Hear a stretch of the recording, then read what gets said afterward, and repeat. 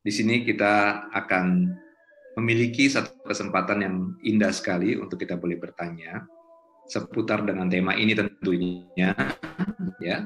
Dan apakah sudah ada pertanyaan yang masuk ke kolom chat baik di channel YouTube maupun di platform Zoom?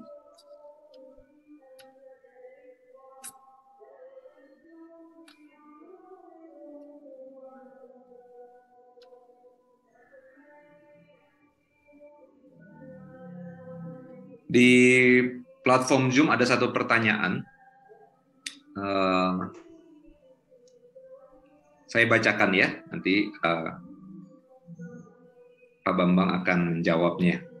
Gesekan yang paling sering adalah dengan umat Islam.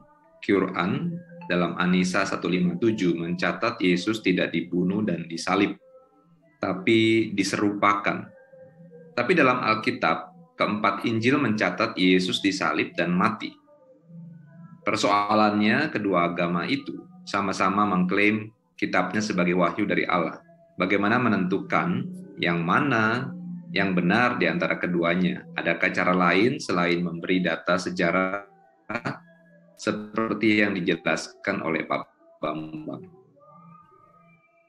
Mungkin ini pertanyaan pembuka, Pak Bambang, silakan. Ya, terima kasih. Jadi kalau sudah mengklaim wahyu dengan wahyu, tidak ada jalan lain. Karena apa? Jalan lain itu pasti bertengkar, ya kan? Satu ngomong wahyu, satunya juga ngomong itu ilham, Roh Kudus. Itu kemana lagi kita kalau bukan pertengkaran? Jadi makanya saya selalu menekankan, tanpa membaca Injil pun Yesus disalib, kan gitu kan? Dan lagi pula, saya sebetulnya bisa membuat argumentasi yang lebih daripada itu. Cuman saya tidak mau mengusili agama orang, saya tidak mau. Kalau dalam forum-forum akademis yang melibatkan kedua belah pihak, saya baru bicara. Sebab kalau kita orang Kristen ngomong tentang agama Islam, saya kira itu di luar wewenang kita.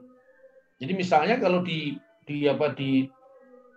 perbincangan akademis Anda bisa membaca misalnya tulis-tulisannya Profesor Mun'im Siri misalnya, atau tulisannya Mustafa Mahmud Ayub misalnya, ya, itu sudah diterbitkan dalam bahasa Indonesia itu, mengurai konflik Islam Kristen. Itu tegas bahwa dalam Islam sendiri sebetulnya ungkapan wa ma qataluhu wa ma salabuhu walakin subbihalahu. Mereka tidak membunuhnya dan mereka tidak menyalibnya, melainkan yang diserupakan bagi mereka. Sepanjang sejarah eksegesi Al-Quran itu bukan merupakan pendapat tunggal.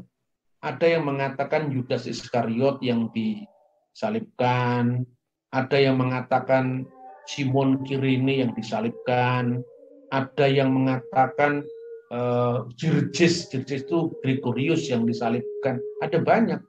Lebih-lebih juga ada teori lain yang mengatakan bahwa sebenarnya Yesus itu disalibkan tapi tidak sampai mati. Yaitu misalnya teori Ahmadiyah. Oke lah kalau teori Ahmadiyah itu dianggap terlalu lambat, mirip seperti zamannya Kristen muncul Mormon misalnya. Kita bisa lihat misalnya tafsir At-Tabari, di mana di dalamnya di situ juga ada ungkapan bahwa sesungguhnya Kristus itu sempat dimatikan selama 3 hari.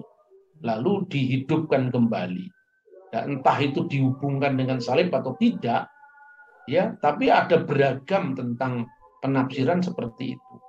Nah, ini saya kira ya, kita batasi saja, tidak usah terlalu jauh masuk ke dalam agama orang lain. Yang jelas gini, sampai abad ketiga tidak ada yang meragukan Yesus disalib itu. Jadi kalau ada penafsir-penafsir yang muncul dari abad ke-9, abad ke-10, ya terlalu jauh dari peristiwa. Maka bagi saya lebih aman kalau kita ngomong sejarah. Soal orang lain percaya wahyu atau tafsiran terhadap wahyu itu kan bukan urusan kita. Ya sejarah mengatakan Yesus disalib itu sudah pasti itu.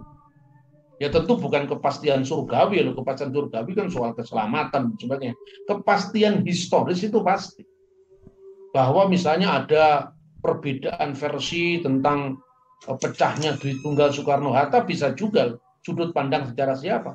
Tapi fakta bahwa Dwi Tunggal Soekarno-Hatta pernah pecah, itu fakta sejarah. Fakta bahwa Yesus itu disalib, itu fakta sejarah. Soal penyalipannya itu karena apa?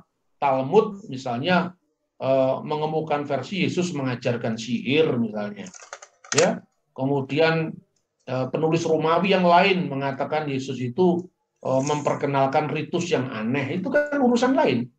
Orang Kristen meyakini bahwa penyalipan Yesus itu adalah pangkal keselamatan kita, terlepas daripada seluk-beluk historis seperti apa itu nanti dibicarakan sendiri. Tapi faktanya Yesus disalib.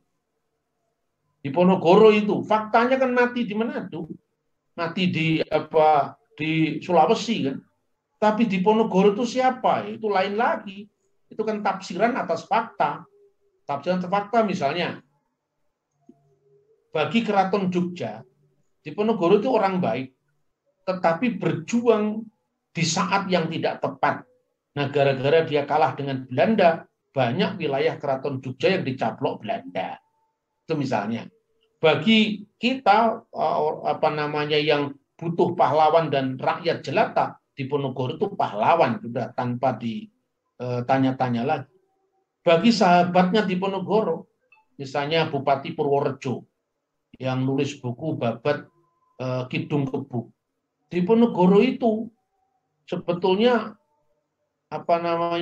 berjuang itu dengan cara menyengsarakan rakyat, makanya dia tidak setuju, akibatnya terlalu mahal, lalu dia ikut Belanda, sekalipun sebetulnya bukan menurut dia, saya bukan mengkhianati bangsa saya. Tapi fakta dasarnya pemberontakan di Ponorogo terjadi, entah disebut pemberontakan bagi Belanda, entah disebut perang kemerdekaan bagi orang Indonesia, entah itu disebut sebagai perjuangan yang tidak tepat saatnya oleh Keraton Jogja, tapi yang jelas antara tahun 1825 sampai 1830, antara tahun 1825 sampai 1830 terjadi perang Jawa yang ditokoi di Ponorogo kan gitu kan. Ini fakta. Nanti kira-kira 800 tahun kemudian orang mengatakan di Ponorogo ternyata matinya di Papua, apa itu mempengaruhi sejarah? Kira-kira seperti itu. Jadi kita ini jangan usil mau debat agama. Kalau debat agama nggak akan selesai karena apa? Itu kan sama-sama percaya, klaim keyakinan, dan terus terang saya katakan soal akhir kehidupan Yesus itu bukan merujuk pada teks yang jelas, tapi itu pada tafsir atas teks Quran. Anda bisa baca tulisan sumber Muslim sendiri, misalnya saya sebutkan tadi Mustafa Mahmud Ayub misalnya, mengurai konflik Islam Kristen. Demikian jawaban saya.